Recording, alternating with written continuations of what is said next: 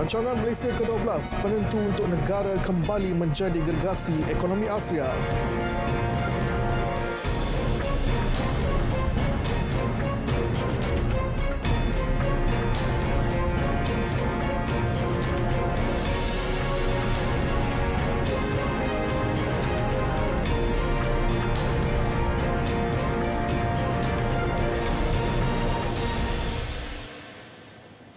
Selamat malam dan salam sejahtera. Anda bersama saya Muhammad Sami, Berita Parlimen.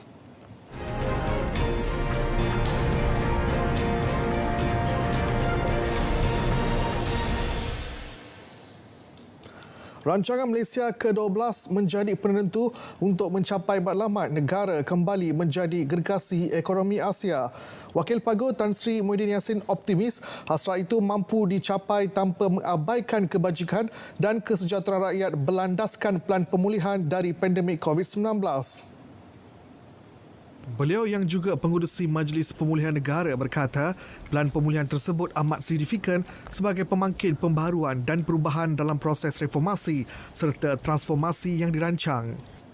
RMK12 juga perlu meneruskan tindakan menyuntik reformasi mendasar yang benar-benar akan mengubah pendekatan ke arah yang lebih inklusif untuk semua yang dibangunkan atas asas kekuatan ekonomi dan keutuhan rakyat serta tidak mengabaikan keprihatinan terhadap kelestarian alam sekitar menerusi penggunaan teknologi hijau. RMK12 juga perlu memastikan segala perancangan ekonomi dan keuangan adalah tegas dan berani untuk menuju negara berpendapatan tinggi menjelang 2025 dengan pendapatan negara kasar per kapita meningkat daripada RM42,755 kepada RM54,843. Dengan adanya dasar dan instrumen yang tepat dan pelaksanaan game changer yang agresif dalam RMK12, sasaran ini tidak mustahil dicapai.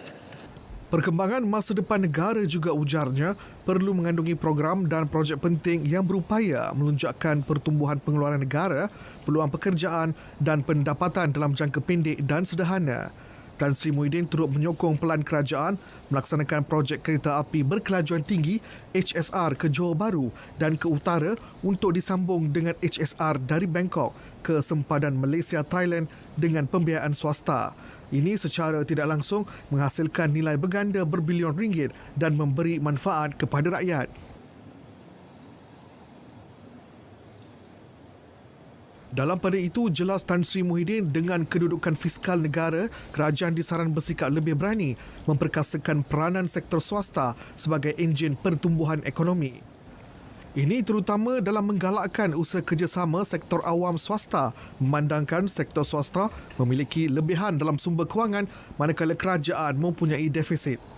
Namun demikian, kerajaan mesti memantapkan pengurusan keuangannya dengan memperbaiki sistem kutipan hasil dan menggunakan undang-undang sedia ada untuk menyeragamkan sistem cukai jualan dan perkhidmatan, harmonisation of sales and service tax bagi memperbaiki prestasi kutipan hasil cukai. Dan ini dapat mengelakkan berlaku ketirisan dan ketidakpatuhan dalam pembayaran cukai yang boleh menjejaskan hasil negara.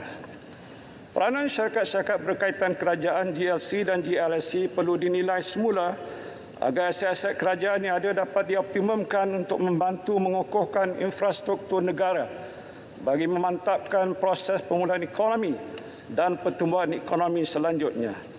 GLC diminta supaya tidak bersaing dengan sektor swasta demi mengukuhkan keusahawanan negara kita. Mereka seharusnya melabur dalam bidang yang berimpak tinggi termasuk meneroka pasaran baru dalam dan luar negara. Tambah beliau lagi, pembangunan inklusif atau keterangkuman perlu diutamakan dalam rancangan Malaysia ke-12 agar tiada golongan ketinggalan, terutama masyarakat pedalaman, Bumiputera dan Melayu, orang asli serta pribumi Sabah dan Sarawak.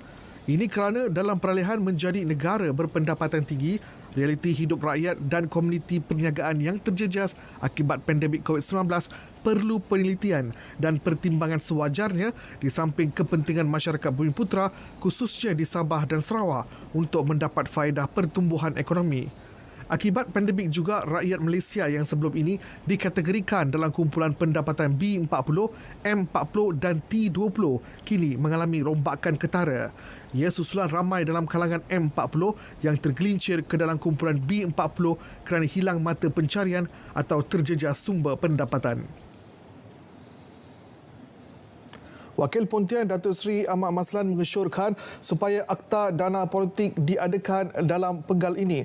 Malah beliau turut mencadangkan supaya diwujudkan rang undang-undang RUU berkait perkara itu kerana ia telah dinyatakan Perdana Menteri Datuk Seri Ismail Sabri Yaakob sebelum ini. Saya adalah mangsa kerana dana politik tidak diaktakan. Mujurlah semalam saya dibebaskan dan dilepaskan. Tapi kena bayar compound. Boleh minta laluan Pontian. Nak minta penjelasan. Kalau Pontian dia lah mangsa, kenapa Kota Melaka? Tolong. Ingin maklumkan di sini Pontian boleh minta laluan. Kota Melaka. Saya ingin maklumkan di sini bahawa jawapan daripada Perdana Pontian Menteri. boleh minta penjelasan Pontian. Perdana Menteri. Kalau Pontian Kota Melaka. Kota Melaka tolong duduk. Kota Melaka lepas ni kita makan kat luar. Kalau mangsa kenapa nak Kota Melaka? Ya, apa dia? Kalau mangsa kenapa nak bayar kompaun 1.1 juta? Kalau saya nak menunggu. Kalau anda ialah mangsa, cukuplah. Saya telah ditawarkan kompaun. Apabila saya ditawarkan kompaun pada Oktober 2019, saya lawan. Kerana apa saya lawan? Kerana ada yang dikompaunkan itu dapat 50,000, dikompaun 50 kali ganda oleh SPRM. Saya rasa yang Muhammad Langkawi pun pada ketika itu dia tak tahu tentang perkara itu. Macam mana 50 kali ganda kompaun? Ada orang yang menerima 100,000 dikompaun 25 kali ganda. Maka saya lawan pada ketika itu. Tapi saya melihat lambat betul proses. Saya mengaku pada SPRM saya terima 1.1. Saya tidak mengaku saya terima 2. Kemudian kamu mengaku kamu terima. Tanya kepada orang yang bagi, iaitu yang bawa pekan. Yang bawa pekan mengesahkan terima 1.1. Pontian. Apabila terima mana wang itu datang? Kota Melaka, tolonglah. 1.1 dan oleh kerana saya telah membayar maka saya lepas dan bebas. Itu keputusan mahkamah yang patut kita hormati. Semalam, Mahkamah Tinggi Kuala Lumpur membebas dan melepaskan Datuk Seri Ahmad Maslan daripada pertuduhan tidak mengisytihar RM2 juta yang diterima daripada Datuk Seri Najib Tun Razak kepada Lembaga Hasil Dalam Negeri LHDN dan memberi pernyataan palsu kepada SPRM. Ia ekoran tindakan pendakwaan yang menarik balik kedua-dua tuduhan selepas beliau setuju membayar kompaun berjumlah RM1.1 juta. Menyentuh isu pendidikan, beliau mencadangkan tumpuan diberi untuk mewujudkan persekitaran mobiliti sosial menegak bagi membolehkan usaha merekayasa sosial secara berterusan. Justru beliau mencadangkan supaya diwujudkan subjek asas perniagaan di sekolah untuk bekalan pelajar-pelajar yang tercicir ekoran tidak mendapat tempat untuk melanjutkan pengajian di peringkat pengajian tinggi. Tidak ketinggalan memperbanyakkan bilangan kolej komuniti untuk menampung keperluan pelajar-pelajar dalam bidang kemahiran. Isu kesan jangka panjang selepas jangkitan COVID-19 pula mendapat perhatian Kuala Kerai Abdul Latif Abdul Rahman. Beliau menzahirkan kebimbangan seseorang individu walaupun disahkan sembuh namun masih mengalami masalah kesihatan seperti pernafasan dan trauma. Bayangkanlah sekiranya 10% daripada jumlah lebih 2 juta orang yang telah dijangkiti yang menghadapi masalah kesihatan selepas COVID-19. Kita akan mempunyai lebih kurang 200,000 orang yang terkesan akibat pasca jangkitan. Mereka berkemungkinan mengalami simptom yang berpanjangan seperti sakit dada serta lesu atau lemah ingatan dan kurang daya tumpu. Ada juga pesakit yang masih mengalami kesukaran bernafas serta tidak dapat melakukan aktiviti yang biasa dilakukan sebelum mereka dijangkiti. Kumpulan ini tentulah akan mengalami masalah untuk bekerja seperti biasa. Malah lebih teruk ada yang mungkin harus terus duduk di rumah sehingga ke akhir hayat mereka. Kerajaan harus memikirkan apa yang perlu dilakukan kepada kumpulan ini. Mereka perlu dibantu bukan sahaja dari segi psikologi tetapi juga material untuk meneruskan kelangsungan hidup. Lebih malang lagi, katanya bagi anak-anak kecil menjadi yatim piatu dan isteri yang hanya seorang suri rumah tangga kematian suami. Untuk itu, beliau mahu kerajaan menubuhkan pasukan khas memantau golongan berkenaan. Malah, Abdul Latif turut mencadangkan Kementerian Wanita, Keluarga dan Masyarakat untuk membela mereka bukan sahaja bantuan bulanan tetapi tempat tinggal dan pemberian kerja. Wakil Langkawi Tun Dr. Mahathir Mohamad menyarankan agar kerajaan bersifat lebih terbuka dan beralih kepada penggunaan sistem teknologi moden untuk mencapai matlamat rancangan Malaysia yang ke-12. Ini merangkumi pelbagai bidang terutama sistem pendidikan negara dengan membuat anjakan kepada kaedah pengajaran dan pembelajaran di negara ini. Ujarnya ketika ini banyak teknologi moden yang boleh membantu memudahkan pengajaran supaya lebih berkesan. Sebab itu saya mencadangkan supaya kita guna cara-cara baru ini. Saya sendiri dapat belajar banyak benda melalui YouTube. Dalam YouTube kita boleh belajar macam-macam pelajaran kerana disediakan dalam YouTube itu pengajaran yang cukup baik yang disampaikan oleh pakar. Sebab itu saya cadangkan supaya kita gunakan teknologi baru dalam mengajar anak-anak kita di sekolah. Teknologi lama iaitu dengan mengadakan seorang guru mengajar dalam bilik darjah tidak mencukupi lagi dan tidak sesuai dengan zaman ini. Kerana kita perlu acquire ataupun dapatkan lebih banyak ilmu daripada dahulu. Kalau dahulu ilmu yang sedikit sudah mencukupi. Tetapi sekarang ini kita perlu lebih banyak ilmu terutama di zaman IT, di zaman artificial intelligence dan sebagainya.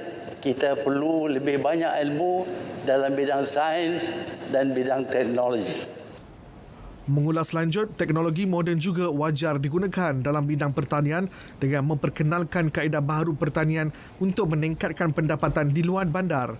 Ia secara tidak langsung mengatasi masalah kemiskinan yang membelenggu golongan petani. Mengarus perdanakan gender selain bajet yang responsif. Perkara berkenaan dibawa Wakil Kuantan Fuzia Saleh.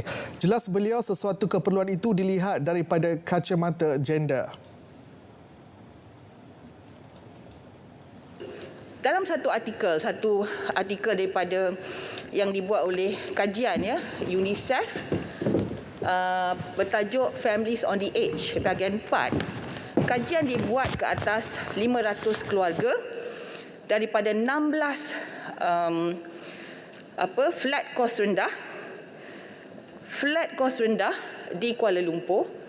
Didapati bahawa ketua isi keluarga wanita lebih miskin sewaktu pandemik berbanding dengan ketua isi keluarga lelaki. Ini semua orang susah, low cost flat di Kuala Lumpur. Tapi ketua isi keluarga rumah yang wanita lebih miskin. Malah lebih miskin daripada lelaki, malah lebih miskin daripada ketua isi keluarga OKU. Kalau ketua isi rumah perempuan itu pula miskin, ada anak perempuan ramai pula, masuklah pula period poverty pula. Nak beli sanitary towel pun tak ada duit. Beliau turut menegaskan kesaksamaan gender itu adalah antara lelaki dan wanita dan bukannya gender ketiga.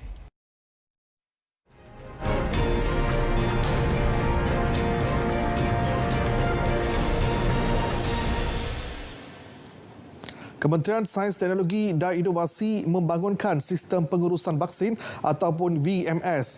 Menterinya Datuk Seri Dr. Adam Baber berkata sistem itu bagi menyimpan rekod data vaksinasi yang dapat menjana sijil vaksinasi bagi setiap penerima vaksin.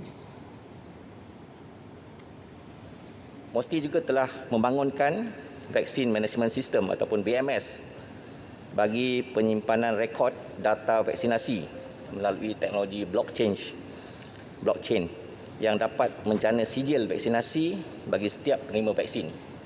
dan Posti juga menghasilkan aplikasi vaksin certificate verifier untuk memastikan setiap sijil digital vaksin adalah tulen melalui kod QR. Tambahnya, Musti bersama Kementerian Kesihatan dan agensi berkaitan sedang mengambil langkah menambah baik pengesanan kontak rapat pesakit COVID-19. Ia merangkumi sumber data untuk mengenal pasti dan menganalisa interaksi, analisis untuk menentukan butiran risiko penyebaran wabak, dashboard untuk memudahkan kaki tangan melaksanakan pengesanan kontak dan aktiviti sokongan untuk mengukuhkan pengesanan kontak. Beliau menjawab pertanyaan ahli Parlimen Pandan, Datuk Seri Dr. Wan Azizah Ismail. Sementara itu, lebih 15 juta ringgit diperuntukkan bagi pembangunan R&D khusus untuk vaksin COVID-19 kepada beberapa institusi penyelidikan.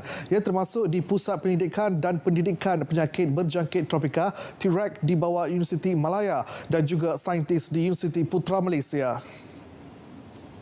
Selain itu, Kementerian Kesihatan juga telah memberikan peruntukan R&D bagi usaha membangunkan vaksin COVID-19 di Institut Penyelidikan Perubatan IMR. Terdapat 2 teknologi vaksin COVID-19 yang sedang dibangunkan di IMR KKM, iaitu teknologi vaksin mRNA dan teknologi vaksin virus ternyah aktif.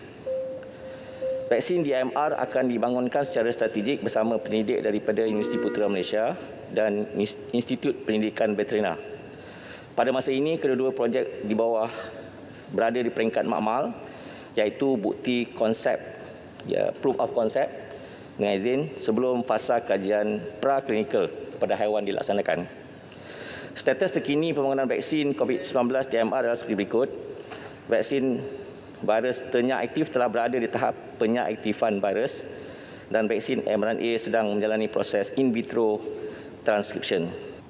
Tambahnya, pihak kementerian juga sedang membangunkan pelan pembangunan vaksin negara dengan tujuan memastikan Malaysia mampu menjadi negara pengeluar vaksin manusia dalam tempoh 10 tahun. Beliau menjawab pertanyaan ahli Parlimen Pontian, Datuk Seri Ahmad Maslan. Meningkatkan denda maksimum dan mengenakan denda minimum bagi memastikan hukuman setimpal dikenakan terhadap penjenayah alam sekitar. Itu antara intipati pindaan Akta Alam Sekitar 1974 yang ditetapkan Kementerian Alam Sekitar dan Air Kasa. Timbalan Menterinya Datuk Mansor Osman berkata, draft pindaan peringkat 1 sudah dikemukakan kepada penasihat undang-undang kementerian. Ini maknanya telah dilaksanakan. Dan seterusnya, draft pindaan Pak Akas 1974 akan dikemukakan ke Pejabat Peguam Negara yang ada AG Chambers untuk kelulusan. Dan KASA melalui JAS sasarkan untuk dibentang di Parlimen pada suku pertama 2022. Jelas Datuk Mansur buat masa ini pelaksanaan aktiviti penguatkuasaan dipertingkat secara berfokus kepada industri yang berisiko menyebabkan pencemaran. Juga premis yang menghasilkan sisa buangan industri dan terletak berdekatan hulu takat pengambilan air. KASA turut memberi tumpuan kepada aspek pendidikan dengan memperluas program kesedaran mengenai kepentingan penjagaan alam sekitar, khususnya sungai. Beliau menjawab pertanyaan ahli Parlimen Permatang Pauh Nurul Izzah Anwar. Kementerian Perusahaan Peladangan dan Komoditi bersama Lembaga Minyak Sawit Malaysia MPOB sedang meneliti semula pelaksanaan skim pembiayaan tanam semula pekebun kecil TSPKS yang bertujuan membolehkan pekebun kecil persendirian yang memperoleh pendapatan di bawah garis kemiskinan atau golongan B40 dibantu. Seterusnya, kerajaan akan mengenal pasti bantuan bersasar yang bersesuaian buat mereka. Daripada bantuan ini kita akan menyasarkan kepada betul-betul golongan yang memerlukan bantuan, iaitu golongan B40 yang mempunyai keluasan tanah 10 hektar ke bawah. Jadi kita ada juga model-model yang kita akan lihat berapa hasil mereka dan juga mungkin ada hasil tambahan dari segi integrasi, penanaman integrasi pokok-pokok yang lain atau ternakan yang lain. Dari situ kita akan membuat formula bagaimana kita nak bantu mereka dengan memberikan seperti grant. Jelasnya lagi, kerajaan dari semasa ke semasa akan mempertimbangkan cadangan dan idea-idea baharu industri sawit pekebun kecil berdasarkan kehendak dan kesesuaian sesuatu permintaan. Walau bagaimanapun, ia tertakluk kepada kemampuan kerajaan. Datuk Zuraida menjawab pertanyaan ahli Parlimen Hulu Rajang, Datuk Wilson Uga Anak Kumbung. Industri pengeluaran getah negara menurun. Ia berikutan industri tersebut masih bergantung kepada teknologi lama peneriahan getah. Malah, penanaman pokok getah juga semakin berkurangan walaupun terdapat permintaan tinggi di peringkat global. Kita harus tangani kerana seperti apa yang disebutkan Rompin, golden tick yang datang daripada getah, pokok getah. Jadi kementerian telah berusaha, sedang berusaha untuk memastikan penanaman semula, untuk memastikan bahawa the business model untuk pekebun-pekebun kecil yang mengusahakan getah, 90% of them, kita akan merangka polisi yang lebih membolehkan menstruktur mereka, mengawal mereka, memantau mereka dan memastikan bahawa the business model for penoreh getah ini is sustainable. Beliau memaklumkan kayu getah mendapat permintaan tinggi dari luar negara dan negara merekodkan 11.59 bilion ringgit nilai ekspor kayu dari Januari hingga Jun 2021. Sehingga Jun juga, pasaran utama kayu dan produk kayu adalah Amerika Syarikat dengan nilai 4.12 bilion ringgit. Anggaran kerugian sektor pembinaan negara sepanjang tempoh Perintah Kawalan Pergerakan yang bermula sejak 18 Mac 2020 adalah sebanyak 42 bilion ringgit. Daripada jumlah itu, 24 bilion ringgit merupakan kerugian daripada pelaksanaan PKP 1.0 pada Mac hingga Julai tahun lalu. Menteri Kanan Kerja Raya Datuk Seri Fadilah Yusof berkata, baki 18 bilion ringgit lagi adalah anggaran kerugian direkodkan dalam tempoh PKP 3.0 iaitu sepanjang Jun hingga September 2021. Kesan daripada pandemik COVID-19 dan pelaksanaan PKP, sektor pembinaan mencatatkan penurunan kadar pertumbuhan sebanyak 19.4% pada tahun 2020. Sementara pada suku pertama 2021, sektor pembinaan terus menurun pada kadar 10.4%. Walau bagaimanapun, ianya telah meningkat pada kadar 40.3% pada suku kedua 2021. Antara cabaran dihadapi sektor pembinaan termasuk kenaikan kos bahan binaan dan upah pekerja selain kos program rekalibrasi tenaga kerja yang terpaksa ditanggung kontraktor.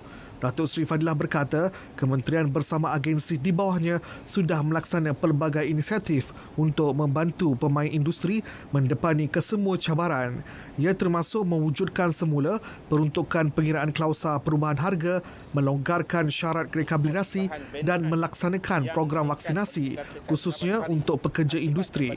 Beliau menjawab pertanyaan Wakil Jerantut Datuk Ahmad Nazlan Idris. Inisiatif melonjakkan pendigitalan dan teknologi termaju seperti diumum dalam RM ke-12 merupakan langkah tepat pada masanya bagi membangunkan ekonomi berasaskan teknologi tinggi. Ia selari peningkatan keperluan penggunaan teknologi dalam kehidupan seharian termasuk perniagaan dan pendidikan ketika pandemik COVID-19. Kerajaan melalui rancangan Malaysia ke-12 akan terus komited dengan memberi tumpuan untuk melonjakkan pendigitalan dan teknologi termaju bagi membangunkan ekonomi berasaskan teknologi tinggi. Usaha untuk memperhebat ekonomi digital akan dilaksanakan dengan penyediaan persekitaran yang menyokong pertumbuhan, memperkukuh penyediaan infrastruktur dan perkhidmatan digital serta membangunkan paket digital tersedia pada masa hadapan. Beliau menjawab pertanyaan Wakil Bacok Nik Muhammad Abduh Nik Abdul Aziz. Dan perkhidmatan digital. Hak-hak yang dituntut oleh Sabah dan Sarawak terus diteliti dan diperhalusi secara bersama antara Kerajaan Persekutuan, Kerajaan Negeri Sabah dan Kerajaan Negeri Sarawak. Menurut Menteri di Jabatan Perdana Menteri Hal Ehwal Sabah dan Sarawak, Datuk Seri Dr. Maximus Ongkili, sehingga kini Majlis Khas Perjanjian Malaysia 1963, Majlis Khas MA 63 yang ditubuhkan pada 9 September 2020 telah bermesyuarat sebanyak 2 kali iaitu pada 2 Disember 2020 dan 13 April 2021. Akan mesyuarat semula pada Oktober, iaitu selesai saja mesyuarat pertama tanggal keempat ini Untuk makluman yang berhormat, dalam perhalusi tuntutan-tuntutan dan hak-hak Sabahan Sarawak ini, 4 jawatan kuasa kerja telah ditubuhkan di bawah Majlis Khas MA 63. Tambahnya, cadangan pindaan kepada perkara 1/2 Perlembagaan Persekutuan dibincangkan terlebih dahulu di peringkat jawatan kuasa kerja rakan sekutu sebelum ia dibentangkan ke Majlis Khas MA 63 bagi mendapatkan persetujuan bersama antara Kerajaan Persekutuan bersama Kerajaan Negeri Sabah dan Sarawak. Beliau menjawab pertanyaan Ahli Parlimen Kota Samarahan, Rubiah Wang. Kerajaan menggalakkan perkhidmatan logistik bersepadu ILS sebagai satu cabang industri logistik yang penting terutama bagi menangani kesan akibat penularan COVID-19. ILS merujuk kepada syarikat yang melakukan pelbagai aktiviti perkhidmatan berkaitan logistik daripada hujung ke hujung. Ia termasuk pengangkutan udara, laut, darat dan kereta api, pergudangan dan perkhidmatan serta tambahan nilai yang lain bentuk keseluruhan pakej perkhidmatan logistik. Dan kerajaan akan terus menyokong pertumbuhan syarikat yang menjalankan perkhidmatan logistik bersepadu dengan menawarkan insentif ILS dan status ILS antarabangsa ataupun ringkasnya ILS. Berdasarkan rekod MIDA sejak 2006 hingga Mac 2021, terdapat 271 buah syarikat daripada sektor logistik di seluruh negara yang diluluskan insentif ILS dan sebanyak 212 syarikat telah diluluskan status IILS. Dalam perkara ini, terdapat 2 buah syarikat dari Sabah yang telah diluluskan insentif tersebut, namun tiada syarikat dari Sabah yang memperolehi status IILS. Jelasnya, kerajaan melalui Lembaga Pembangunan Pelaburan Malaysia juga telah mengadakan program libat urus dengan syarikat-syarikat logistik di Sabah untuk berkongsi maklumat mengenai fasiliti dan insentif yang disediakan kerajaan. Datuk Lim Bang Hong menjawab pertanyaan Ahli Parlimen Kalabakan, Mamun Sulaiman.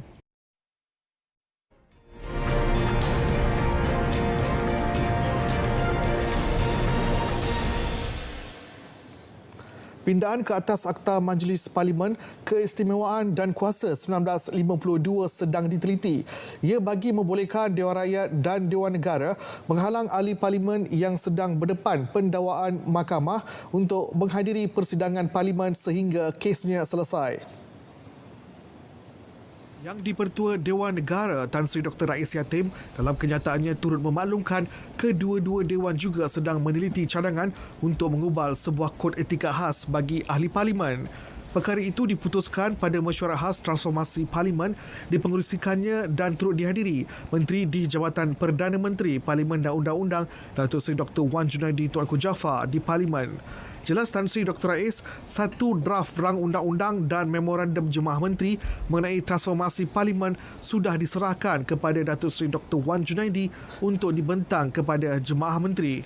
Langkah meminda Akta Majlis Parlimen Keistimewaan dan Kuasa 1992 serta mengembalikan semula Akta Perkhidmatan Parlimen 1963 bertujuan memastikan konsep pengasingan kuasa antara legislatif dan eksekutif dilaksana seperti termaktub dalam perkara 44 Perlembagaan Persekutuan.